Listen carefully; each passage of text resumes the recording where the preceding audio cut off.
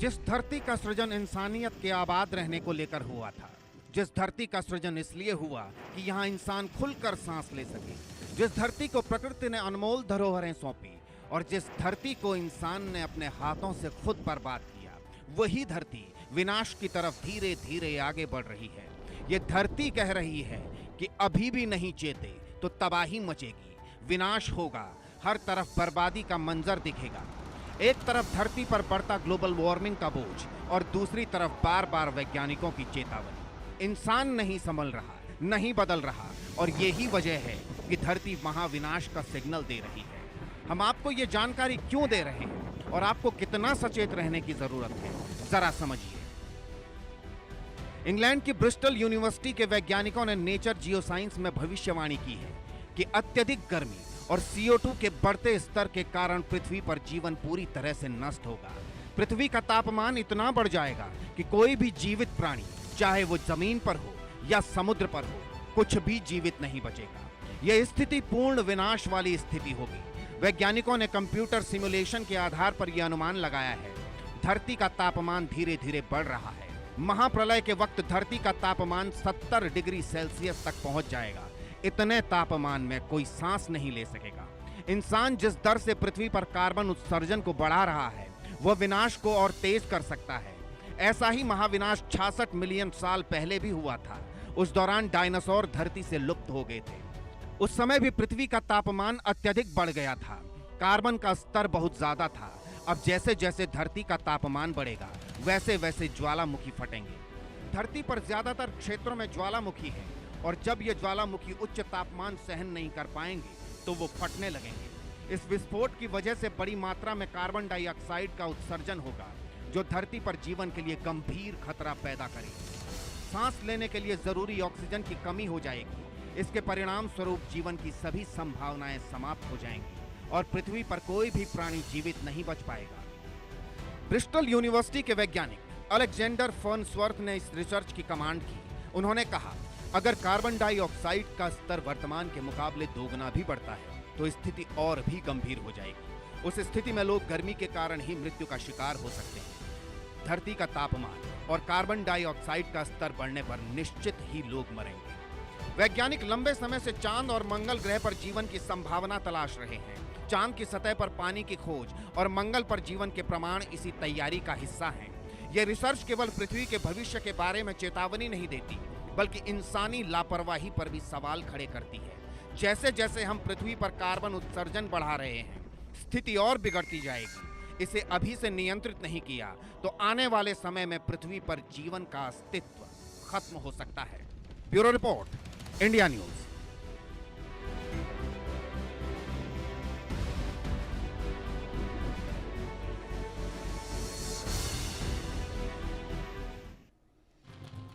तो Bristol university की ये रिपोर्ट अलार्मिंग है। कितनी अलार्मिंग है इसको हम अपने एक्सपर्ट्स के साथ समझेंगे, लेकिन ये रिपोर्ट कहती है कि CO2 यानी कि कार्बन डाइऑक्साइड का स्तर बढ़ेगा और गर्मी बढ़ेगी और ये धरती के विनाश का कारण बन सकती है। यूरोपीय जलवायु एजेंसी है कोपरनिकस, वो क्या कह रहे हैं इस तरह की परिस्थिति को लेकर, वो जानना भी जरूरी है।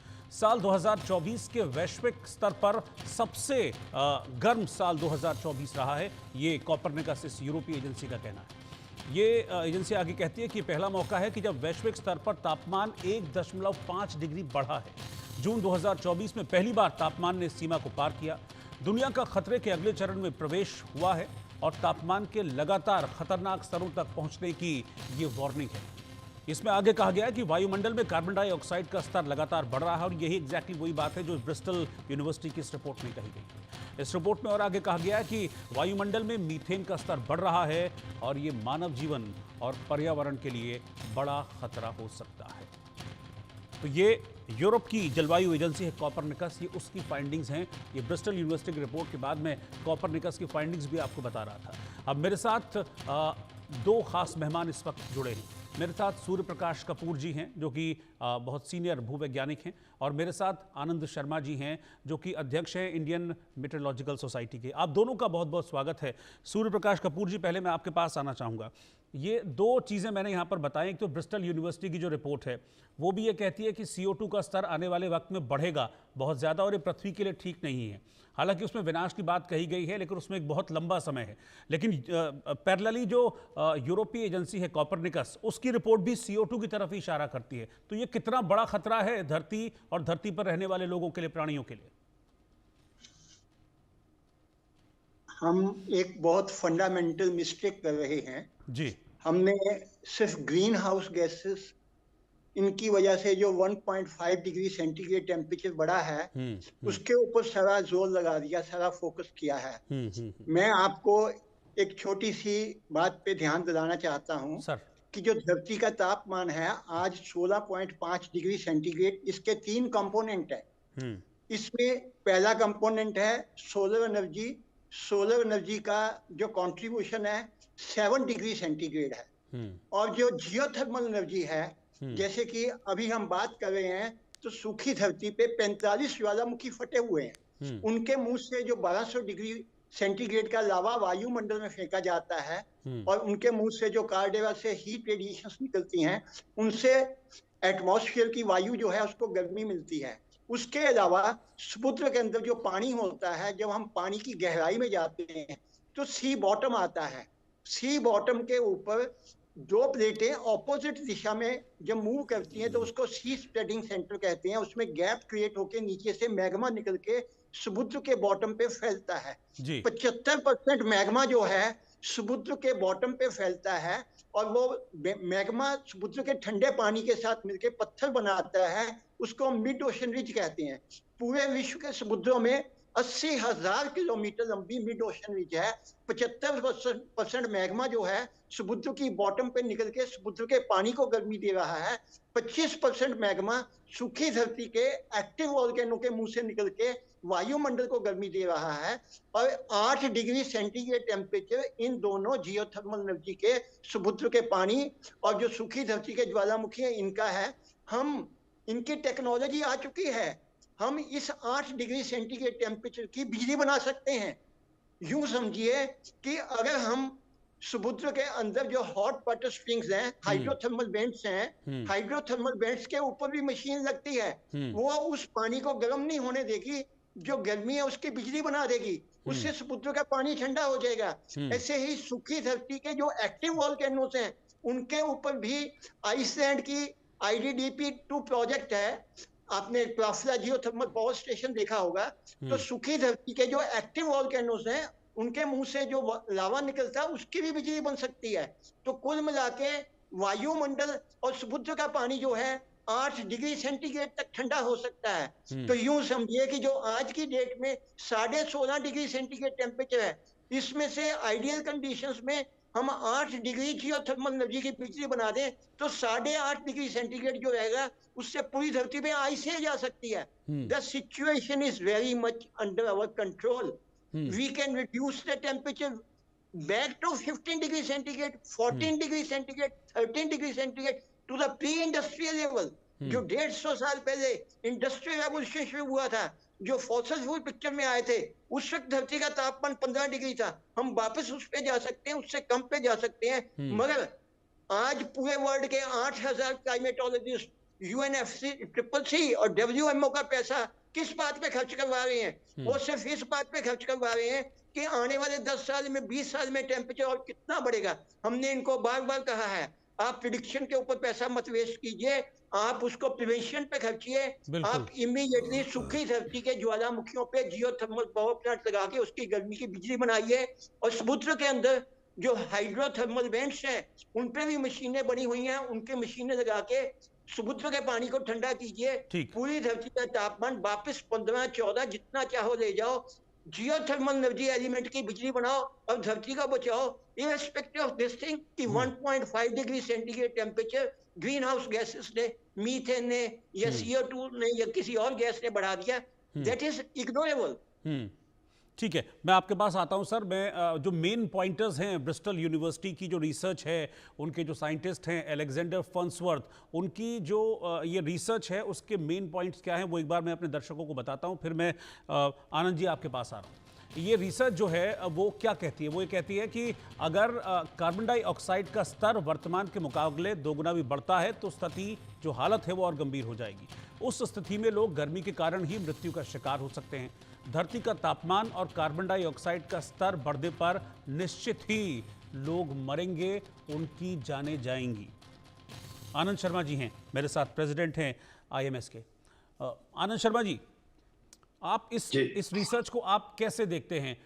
ये बात तो जो अभी सूर्य प्रकाश सर ने बताई है कि हाँ, ये जो सिचुएशंस हैं वो क्योरेबल हैं, लेकिन उस ओर तो कहीं बात होती ही नहीं है।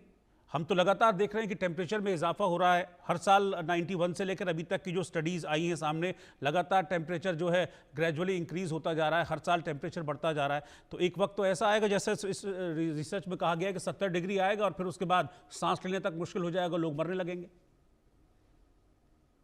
जी देखिए, वो जो 70 डिग्री की बात की गई है वो काफी मिलियंस ऑफ ईयर्स की बात की गई है, एक।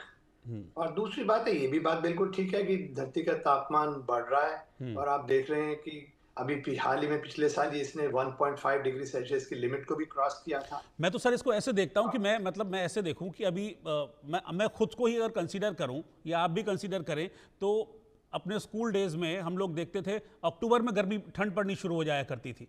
अब आप देखिए नवंबर भी खत्म हो जाता है, ठंड नहीं आती है, पंखे तक चलाने पड़ते हैं। तो ये तो मतलब वो चीज़ है जो हम महसूस कर रहे हैं, मतलब किसी से पूछने की जरूरत भी नहीं है। नहीं देखिए, बिल्कुल ठीक है, महसूस कर रहे हैं, तापमान में बढ़ोतरी हुई है, वो दिखा रहा है, हमारा डेटा भी इंडिकेट कर रहा है। पर ये मेरा ये भी मानना है, जरूरी नहीं है, कभी सर्दी जल्दी आती है, कभी देर से भी आती है, राइट। कभी ज्यादा ठंड पड़ती है, कभी कम पड़ती है। इसको हम नेचुरल क्लाइमेट वेरिएबिलिटी भी बोलते हैं। और उसके साथ साथ हमारे पास एंथ्रोपोजेनिक मतलब चेंजेस भी हो रहे हैं, जिसको हम क्लाइमेट चेंज कह रहे हैं। तो ये दोनों का कॉम्बिनेशन है। जैसे कि आपने अपने रिपोर्ट में बताया कि डायनासोर्स लुप्त हो गए थे, तो उस समय तो इंसान नहीं थे।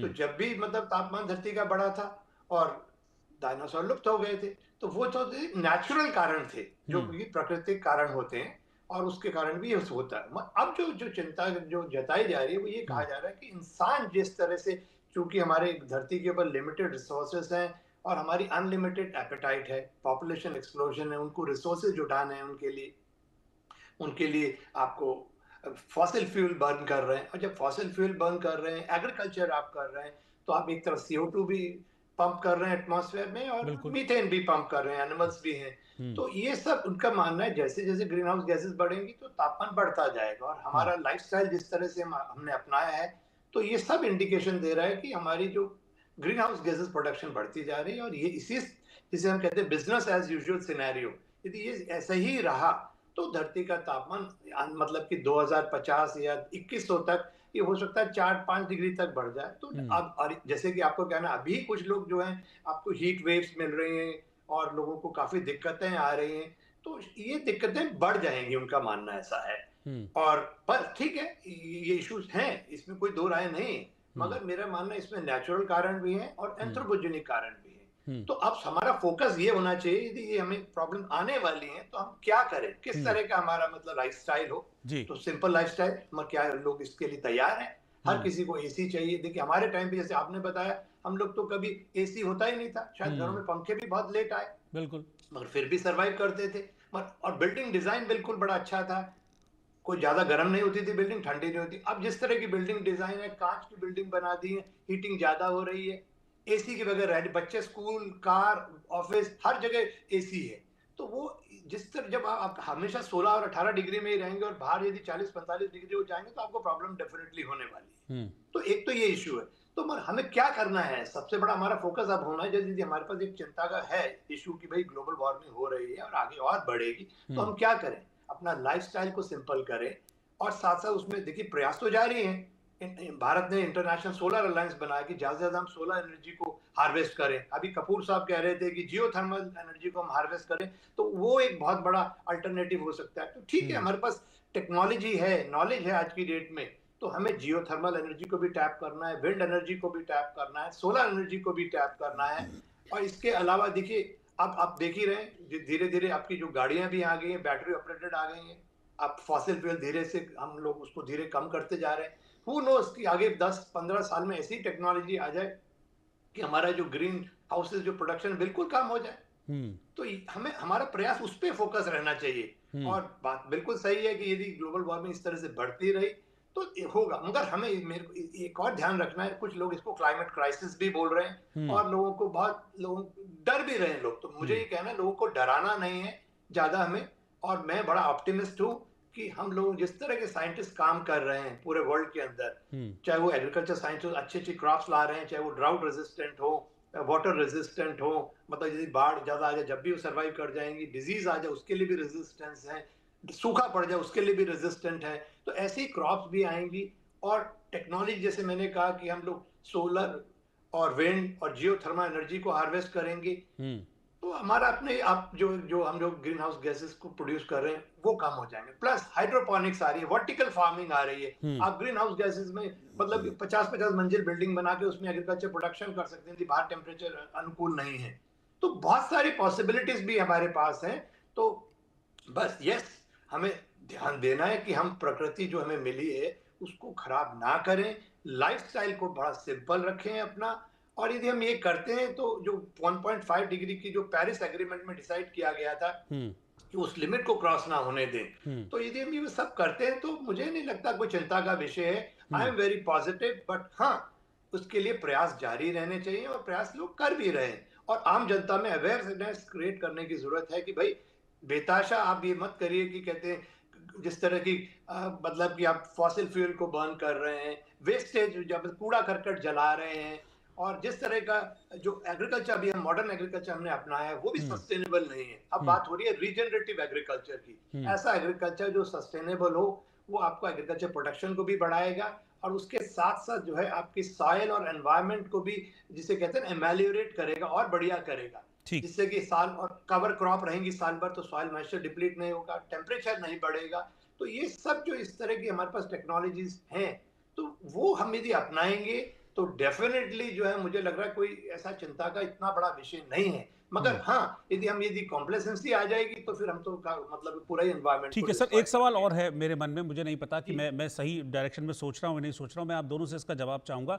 ये जो हम आजकल देख रहे हैं नेचुरल कैलेमिटीज वगैरह बहुत ज्यादा बढ़ गई हैं, क्या ये भी इस इम्बैलेंस का नतीजा है, नेचर का जो इम्बैलेंस नेचर का हो रहा है?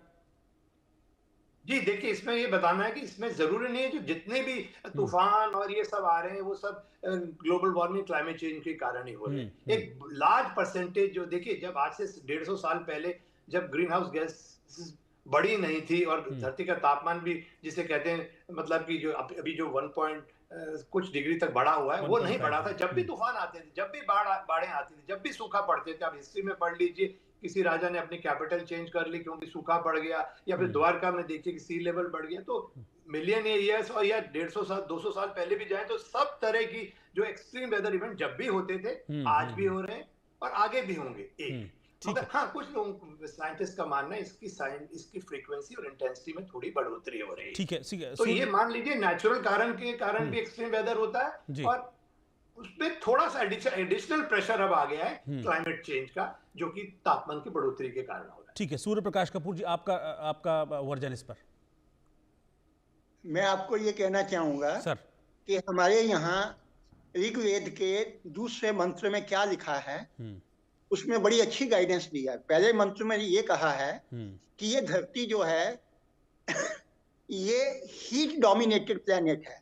आपको पता है धरती का व्यास जो है 12,742 किलोमीटर है। उसके ऊपर जो लिथोस्फीयर है वो सिर्फ 100 किलोमीटर मोटा है। लिथोस्फीयर की 46 जो प्लेट्स हैं उसके ऊपर 800 करोड़ आदमी बैठे हुए हैं। इस 12,742 किलोमीटर का जो डायामीटर है उसमें से 100 किलोमीटर लिथोस्फीयर एक तरफ विड्थ, दूसरी तरफ विड्थ 200 किलोमीटर कम कर दें तो बाकी सारा आग से भरा हुआ फुटवॉल है। और ऋग्वेद का पहला मंत्र कहता है this is heat dominated planet. और दूसरा मंत्र क्या कहता है कि पुराने ऋषियों ने भी इस जियोथर्मल एनर्जी को मैनेज करके इस प्लेनेट के डिजास्टर्स को रेडिकेट किया। एज बेर पाठी तू भी जियोथर्मल एनर्जी को बिजली में कन्वर्ट कर, इसको मैनेज कर और इसको मैनेज करके इसका कंट्रीब्यूशन रिड्यूस कर और सारे नेचुरल डिजास्टर्स को रेडिकेट कर दे। मैंने आपको कहा 8 डिग्री सेंटीग्रेड तक जियोथर्मल एनर्जी की कंट्रीब्यूशन है और उसकी बिजली बन सकती है। धरती का टेम्परेचर 16.5 है, इसमें से हम 8 तक पीछे जा सकते हैं। 1.5 degree temperature green house gases का है, उसके मुकाबले में 8 डिग्री के कंट्रीब्यूशन, उसको हार्नेस करो, बिजली बनाओ, धरती का टेम्परेचर जितना मर्जी रिड्यूस कर लो। ठीक है सर, आनंद जी कुछ कहना चाह रहे हैं? आनंद सर, बस मेरे पास 10-15 सेकंड ही है। इनका कहना है कि एक्सट्रीम वेदर इवेंट्स को खत्म करना है। देखिए, ये जितने भी साइक्लोन हैं, थंडर स्टॉर्म है,